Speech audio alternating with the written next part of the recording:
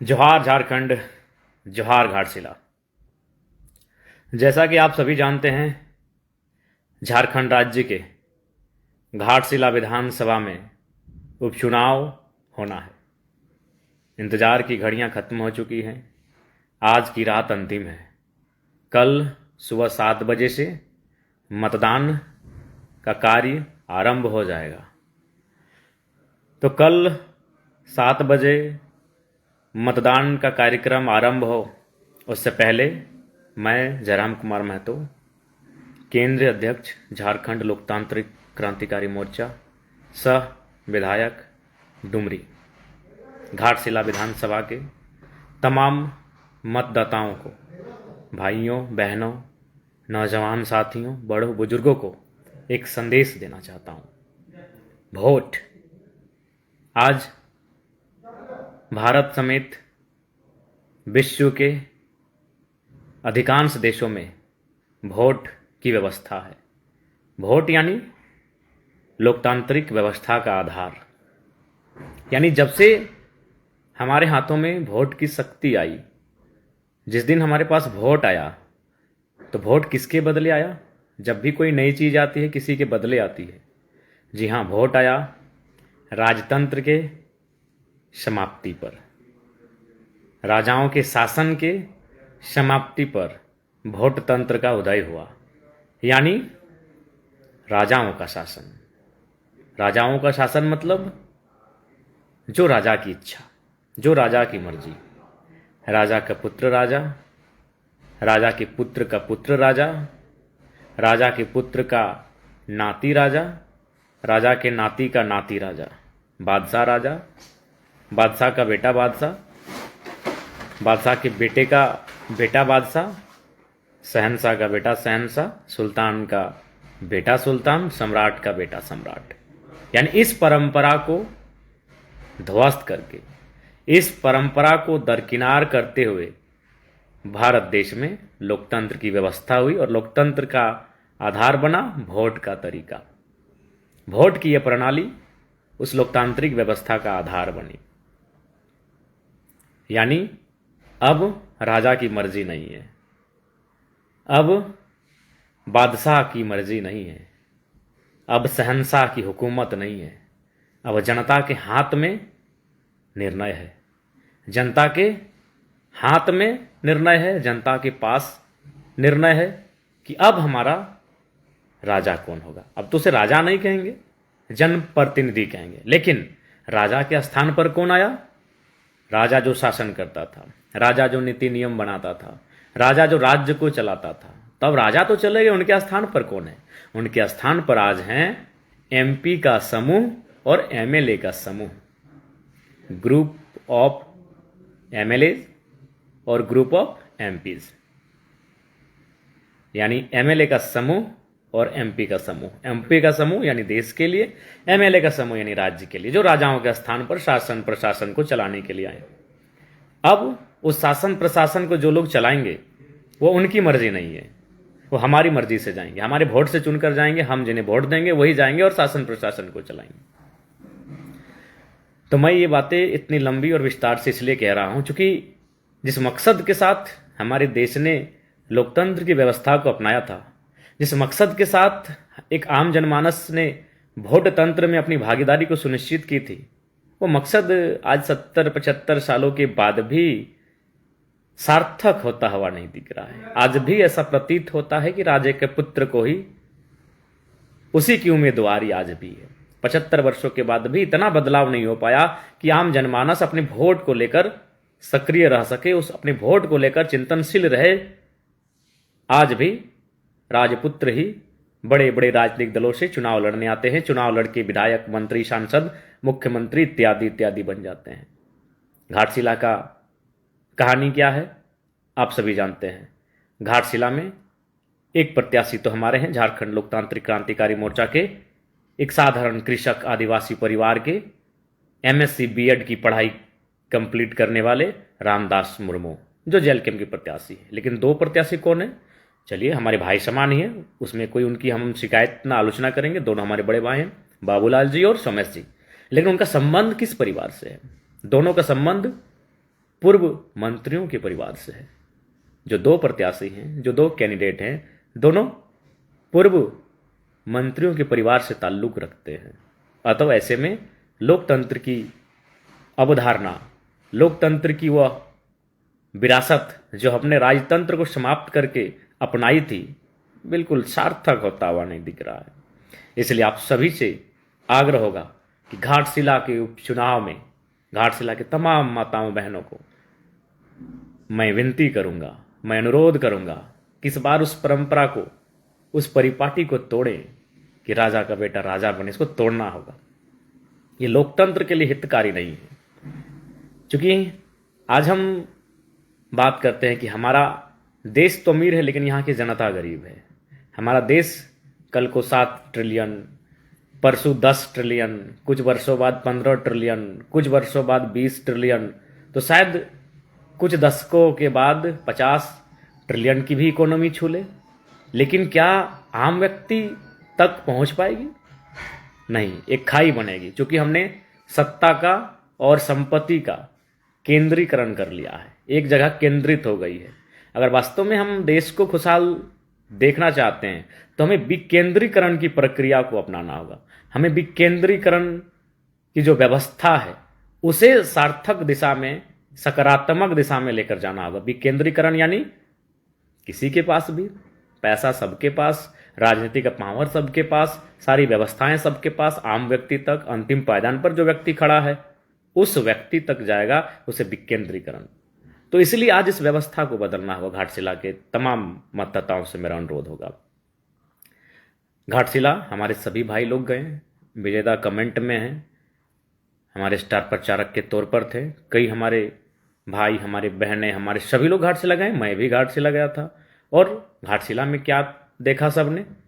इस बात को मानना होगा कि घाटशिला कहीं ना कहीं, जो बगल में ही जमशेदपुर का क्षेत्र है, अगर जमशेदपुर के टाउन से घाटशिला के ग्रामों की तुलना करें तो 2 दशकों का अंतर दिखता है। अब क्यों ऐसा रहा, क्यों ऐसा नहीं होना चाहिए था? आज इस पर घाटशिला को विचार करने की आवश्यकता है। वहाँ के नौजवानों को, वहाँ के माताओं बहनों को, वहाँ के मतदाताओं को विचार करने की आवश्यकता है।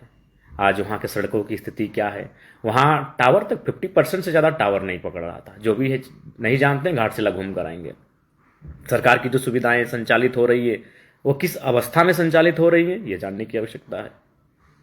क्यों ऐसा हुआ? इसलिए परिवर्तन की आवश्यकता है। घाटशिला को परिवर्तन की आवश्यकता है। और एक महत्वपूर्ण विशेष बात आज आपने देखा और हमने भी देखा। मैंने तो सोचा था कि जब इंडिया और एनडीए गठबंधन का मंच सजेगा, जब दोनों बड़े राजनीतिक दलों के नेता मंचों पर दिखेंगे, जब कोई बड़ा सभा, जनसभा कार्यक्रम होगा और जब इंडिया एनडीए गठबंधन के एमएलए, एमपी, मिनिस्टर, यहाँ तक कि मुख्यमंत्री और दूसरे राज्यों के भी मुख्यमंत्री जब मंचों में आएंगे और भाषण देंगे, तो शायद उनके भाषणों में बेरोजगारी मुद्दा होगा, शायद उनके भाषणों में छात्रों का स्कॉलरशिप मुद्दा होगा, शायद उनके भाषणों में जादूगोड़ा का यूरेनियम मुद्दा होगा। मैंने ये भी सोचा था कि शायद उनके भाषणों में जो घाटशिला में बंद पड़े उद्योग हैं उनको पुनर्जीवित करने का मुद्दा उनके भाषणों में होगा। शायद उनके भाषणों में घाटशिला को जमशेदपुर के तर्ज पर डेवलपमेंट करने का मुद्दा होगा। लेकिन भाषणों में आरोप प्रत्यारोप और सबसे महत्वपूर्ण क्या दिखा इस बार? आंसू दिखा। एक आंसू बहा हमारे बीच स्वर्गीय, आज नहीं है, स्वर्गीय रामदास सोरेन जी, हमारे पूर्व शिक्षा मंत्री। उनको हृदय तल से आज भी श्रद्धांजलि देते हैं, आज भी उनको नमन करते हैं, आज भी उनको वंदन करते हैं। बहुत कम मुलाकात रही उनसे मेरी, चूंकि मैं इसी बार विधानसभा में मैं प्रवेश किया और इससे पूर्व भी उनसे व्यक्तिगत रूप से न कभी मिला था, न कभी बातचीत हुई थी। लेकिन जब भी मुझसे मिलते थे मुझे कभी विधायक नहीं उन्होंने माना, एक छोटे भाई से, एक बच्चे जैसा माना। और हमेशा 3-4 बार मेरी पीठ को थपथपाते थे, जैसे बच्चे को थपथपाते हैं जोर से कभी, तो पीठ थपथपाते हुए रामदास सोरेन जी मुझसे मिले। आज वो नहीं है, निस्संदेह उनको मैं श्रद्धांजलि अर्पित करता हूं। उनका परिवार इस शोक को सहे, मैं यह भी कामना करता हूं। लेकिन आंसू अगर राजनीतिक रूप से आएंगे, सार्वजनिक मंचों पर आएंगे, तो मैं इसका समर्थन नहीं करता हूं। तो आपने देखा आंसू सोमेश दादा की मां के आंखों में था। उसके बाद आपने फिर आंसू देखा होगा बाबूलाल दादा के पिताजी यानी चाचा चंपई सोरेन, उनकी आंखों में भी आंसू था। तो क्या ये आंसू झारखंड की बदहाली के लिए थे? क्या ये आंसू झारखंड की युवाओं की बेरोजगारी के लिए थे? क्या उनके आंसू झारखंड के उन छात्रों के लिए थे जिनको स्कॉलरशिप नहीं मिला है? क्या ये आंसू उन अभ्यर्थियों के लिए थे जिन्होंने परीक्षा तो लिखा है लेकिन रिजल्ट पेंडिंग है? क्या ये आंसू उन अभ्यर्थियों के लिए थे जो 10 वर्षों से एग्जाम की उम्मीद में, आस में बैठे हैं? नहीं, ये आंसू, दोनों के आंसू उनके बेटों के लिए थे। तो मैं घाटशिला की जनता के साथ पूरे राज्य की जनता से पूछना चाहता हूं, क्या आंसू अब लोग अपने बेटों को अपने व्यक्तिगत क्या ये व्यक्तिगत होगा? उनका बेटा चुनाव जीत जाए इसलिए चच्चा आंसू बहा दिए, सोमेश बाबू जीत जाए। हमें लगता है शायद माननीय मुख्यमंत्री की अर्धांगिनी के कहने पर सोमेश जी की भी माता ने आंसू बहा दिया। आंसू अगर बहाना था तो हमारे सूर्या भाई, सूर्या हांसदा, जिनको एक फर्जी मुठभेड़ में मार दिया गया, प्री प्लान करके उनको मार दिया गया। क्यों संथाल परगना के आदिवासियों की आवाज थे। अगर आंसू बहना था तो आज मेरे ही विधानसभा के विजय कुमार महतो नाम का एक युवा है जो सऊदी अरबिया में है, और जस्ट अभी मैं वहां के कंपनी के अधिकारी से मैंने बात किया, वो बार बार कह रहे हैं कि एजेंट चाहिए क्योंकि गोली लगी है। एक 25 साल का नौजवान, ऐसे लगभग मैंने 4 जिला का डेटा निकाला है। उन 4 जिलों में लगभग 54, 55, 22 से 32 साल के नौजवान डेथ किए पिछले 6 महीनों में। 50 से ज्यादा नौजवान जो विदेश में, परदेशों में रहते हैं, वो मर गए काम के दौरान, ड्यूटी के दौरान। 22 से 32 साल। तो आंसू वहां बहना चाहिए था। इनका आंसू झारखंड की भलाई, कि झारखंड दुख है इसलिए इनका आंसू नहीं बहा। इनका आंसू अपने बेटे के लिए बहा है। तो मैं जनता से यही पूछना चाहता हूं, खासकर घाटशिला की जनता से, आप अपने बेटे के लिए आंसू ना बहाएं, कम से कम अपना वोट का सही इस्तेमाल तो करें। आप सीखिए इनसे, आप सोमेश जी की माता जी से। और खैर वो आंसू तो मुझे पूर्ण विश्वास है मुख्यमंत्री की अर्धांगिनी के कहने पर, जी बिल्कुल विलेज ब्लॉक भैया, उत्पाद सिपाही का जो दौड़, आपको याद होगा एक बहाली का जो दौड़ हुआ जिसमें 17-18 से ज्यादा भाइयों ने जान गंवा दी, आज तक वो एग्जाम कंप्लीट नहीं हुआ। तो आंसू अगर बहाना चाहिए था तो उन 18-20 नौजवान जो बहाली में दौड़ते दौड़ते मर गए, बहाली में दौड़ते दौड़ते बेचारे मर गए, तो असल में आंसू वहां बहना चाहिए था। चंपे चाचा अगर आंसू ना बहाते और सपोज उनका बेटा हार जाते तो क्या बिगड़ जाता। 25-30 सालों से विधायक हैं, 2 बार मंत्री हैं, मुख्यमंत्री भी रह चुके हैं। सोमेश की माता जी अगर आंसू ना बहाती और सोमेश चुनाव हार जाता, क्या बिगड़ जाता। उनके सोमेश जी के पिताजी भी 2 बार मंत्री रह चुके हैं, 4 बार, 3 बार या 4 बार या 5 बार, जो भी है मैं एग्जैक्ट नहीं हूं, विधायक रह चुके हैं। कई वर्षों से राजनीति में हैं, और हैं नहीं, जब हैं तो अच्छा खासा उनका आर्थिक स्थिति अच्छी खासी होगी, सामाजिक स्थिति अच्छी खासी होगी। तो अगर उनके आंसू ना बहाने से उनके बच्चे अगर चुनाव हार भी जाते हैं तो क्या फर्क पड़ता। लेकिन आज वो आंसू बहा रहे हैं, इसलिए आंसू नहीं बहा रहे हैं कि झारखंड में स्थानीय नीति नहीं है, इसलिए आंसू नहीं बहा रहे हैं कि झारखंड में नियोजन नीति नहीं है, इसलिए आंसू नहीं बहा रहे हैं कि झारखंड के युवाओं का भविष्य अंधेरे में है। वो इसलिए आंसू बहा रहे हैं कि मेरे बेटे चुनाव जीत जाएं। क्या वो चुनाव जीतेंगे व्यक्तिगत? क्या ये चुनाव उनका व्यक्तिगत है? चूंकि ये जो चुनाव है, जो 14 तारीख को जिसका रिजल्ट आएगा और उसे जिस पद से नवाजा जाएगा, वह पद जनप्रतिनिधि कहलाएगा। जनप्रतिनिधि का पद कहलाएगा, वह जनप्रतिनिधि होगा, वो सबका, वो पूरे विधानसभा का नेता और पूरे राज्य के लोगों का आवाज होगा। तो फिर आंसू अपने बेटे को जिताने के लिए बहा रहे हैं, इसका मतलब क्या वो पद व्यक्तिगत होगा? क्या वो पद व्यक्तिगत लाभ की कमाई के लिए होगा?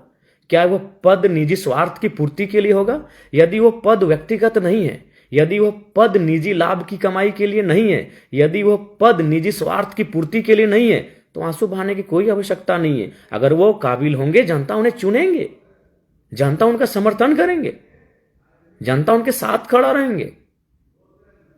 इसलिए आप तमाम जनता जनार्दन से मेरा आग्रह होगा कि आंसू की राजनीति को, ये आंसुओं की राजनीति को, मोदी जी आस्था को ले आए, अब हेमंत दादा आंसुओं की राजनीति लेकर आए हैं और चंपई चाचा उसी को फॉलो करने जा रहे हैं। तो इसको दूर करें। और साथ ही साथ मैं मानता हूं, मैं उनके आंसू की कद्र करता हूं। अगर वो आंसू व्यक्तिगत रूप से अपने आंगन में, अपने घरों में या किसी गैर राजनीतिक कार्यक्रम में अगर आते तो मैं समझता, मैं मानता हूं सोमेश जी की माता ने अपने पति को खोया है, मैं उनकी आंसू के प्रति सहानुभूति रखता हूं। चंपई चाचा ने 40 साल जिस पार्टी की सेवा दी, उस पार्टी से वो बाहर हो गए, उस पार्टी को उन्होंने छोड़ दिया, मान सम्मान में ठेस पहुंचा है। मैं इस पीड़ा का भी अनुभव करता हूं। निस्संदेह दोनों को पीड़ा है, सोमेश दादा की माता को भी पीड़ा है और चंपई चाचा यानी बाबूलाल जी के पिता को भी पीड़ा है। एक को अपने पति खोने का पीड़ा है और दूसरे को अपने 40 वर्षों से सिंची गई पार्टी से बाहर होने की पीड़ा है। लेकिन वह अपने व्यक्तिगत अपने बेटों को जिताने के लिए अगर आंसू बहाते हैं तो ये दुर्भाग्य का विषय हो। बिल्कुल सपंदा, आप तो घाटशिला होकर आए हैं, बिल्कुल आपने भी करीब से चीजों को देखा होगा। तो इसलिए इस बार रामदास मुर्मू को मौका दें। एक नया उभरता हुआ युवा नौजवान है, उम्मीद है कि वो बेहतर कार्य करेगा। और युवाओं को इसलिए चुनिए, मैं ऐसा नहीं कि मैं बुजुर्गों के विपक्ष में हूं, सबकी अपनी एक आयु है। खेल कूद के लिए बचपन और आधा युवावस्था है, उसी आधी युवावस्था में और थोड़ा सा आगे पढ़ाई लिखाई की, अब उसके बाद घर परिवार संभालना है, फिर बुजुर्ग होकर बच्चों को थोड़ा लाड प्यार दुलार और दिशा देना है। सबका अपना समय सीमा होता है, लेकिन मेरा ये मानना है कि आज युवाओं को राजनीति में इसलिए मौका मिलना चाहिए। जैसे मैं भी देखता हूं कि जब एक दिन में 10-12 समस्याओं को टैकल करता हूं, जब उनका लाइनअप करता हूं, चाहे वो स्वास्थ्य संबंधित हो, किसी पदाधिकारी से संबंधित हो या किसी ऑफिस से संबंधित हो, बिजली से संबंधित हो, कोई विषय से हो, तो थकने जैसा फील होता है। लगता है कि यार अब छोड़ दें, अब आज हो गया। लेकिन फिर कहते नहीं, वो उम्मीद से फोन किया है तो इसकी फिर ट्राई करते हैं। जैसे फॉर एग्जाम्पल आज ही हैदराबाद में एक डेड बॉडी का मामला था, एक प्रवासी भाई का देहांत हुआ, तो हम लोगों ने घर बैठे फोन किया, लगातार प्रयास किया और उनको जो भी मुआवजा था संतोषजनक देने का काम हुआ। एक अस्पताल का मामला था, डॉक्टर से बात हुई तो कुछ शुल्क में कटौती, यानी जो हॉस्पिटल का फी था उसे माफ कर दिया गया। लेकिन जो अधिक उम्र के विधायक के सांसद हैं, यकीन मानिए उनको आप एक दिन में 10 से ज़्यादा 12 कॉल कर दीजिए और बोलिए कि हम समस्या है, वो खुद और इंटरेस्ट नहीं लेने लगते हैं। क्योंकि मन, शरीर, तन सब थकने लगता है। मन थक गया, तन थक गया तो कैसे काम करेगा? सच्चाई कह रहे हैं, हम अपना अनुभव बता रहे हैं कि 10-12 समस्या के बाद कभी कभी हम लोग को भी लगता है कि अब थोड़ा थकावट लगता है। तो सोचिए उनका क्या हाल होगा। और ये सच्चाई है, ये हम लोग यूथ हैं, एनर्जेटिक हैं, इसलिए कार्य को कर रहे हैं। इसलिए आपसे आग्रह है, युवाओं को राजनीति में मौका दीजिए, क्योंकि वो एक्टिव होकर काम करेंगे और बहुत ही तेज तरार होकर कार्य करेंगे। इसलिए आप सभी से आग्रह है, घाटशिला की जनता से अनुरोध है, विनती है कि इस बार झारखंड लोकतांत्रिक क्रांतिकारी मोर्चा के रामदास मुर्मू, नाम भी बड़ा प्यारा है, हमारे दिवंगत स्वर्गवासी मंत्री महोदय, उनका भी नाम रामदास सोरेन था, इनका नाम रामदास मुर्मू है। Ramdas will replace Ramdas. रामदास रामदास की जगह लेंगे। कितना सुंदर मेल खा रहा है। और ये आवश्यक नहीं, मैं मंत्री जी को श्रद्धांजलि देते हुए, नमन करते हुए, वंदन करते हुए कहूंगा कि आवश्यक नहीं है कि उन्होंने जो काम जहां छोड़ा है उनका परिवार का ही कोई पूरा करेगा। कोई नया ऊर्जावान विचारवान युवा उस रास्ते में आएगा और उस कार्य को जो छूटा है उसे पूरा करने के लिए आगे बढ़ेगा। इसलिए रामदास मुर्मू को सपोर्ट करें। घाटशिला वासियों, आप सभी से आग्रह है कि रामदास मुर्मू, जिनका क्रमांक आपको पता है 5 है, चुनाव चिन्ह कैंची छाप है। विक्की दा ड्राइवर भाई लोगों के लिए भी जरूर आवाज उठाएंगे। हम लोग एक विधायक हो जाते हैं, समय थोड़ा कम मिलता है, इसलिए थोड़ा सा त्रुटि होती है, लेकिन समय के साथ हम लोग सबके मुद्दों को रखेंगे, सबके मुद्दों के साथ खड़े रहेंगे। आपको ये विश्वास दिलाते हैं। आप मेरे चेहरे को करीब से देख सकते हैं, मेरा चेहरा कितना थका हुआ इस उम्र में लग रहा है। इसलिए नहीं कि बीमार है, इसलिए कि हम लोग जनता के कार्यों को दिल से लेते हैं, क्योंकि हम वहीं से उठकर आए हैं, उसी गांव से, वही खेल के मैदान से, खेतों की पगडंडी से उठकर आए हैं। और वहां से मेरा अभी भी नाता है, टूटा नहीं है। लोग विधायक सांसद होने के बाद वहां से नाता तोड़ लेते हैं और कभी कबाड़ ही दर्शन देते हैं, लेकिन हम वहां से नाता आज भी रखे हैं और आजीवन रखेंगे। तो इसलिए आप देख सकते हैं, हम लोग आपके लिए हैं, जनता जनार्दन के लिए हैं, यही हमारी अभिलाषा है। बाकी पुनः घाटशिला की देवतुल्य जनता से अनुरोध है, आग्रह है कि इस बार आप अपना बहुमूल्य मत 5 नंबर पर रामदास मुर्मू जी को करेंगे। आप सबों का आशीर्वाद रामदास मुर्मू जी को मिले, यही हम सबों का आप सबों से अनुरोध है। जोहार झारखंड, जोहार घाटशिला। घाटशिला के उपचुनाव में रामदास मुर्मू को कैंची छाप पर बटन दबाकर भारी मतों से विजयी बनाएं, यही अनुरोध है, विनती है। जोहार। जोहार सभी दादा भाई बहन दीदी लोग जो जुड़े हैं लाइव सेक्शन से, सबको जोहार।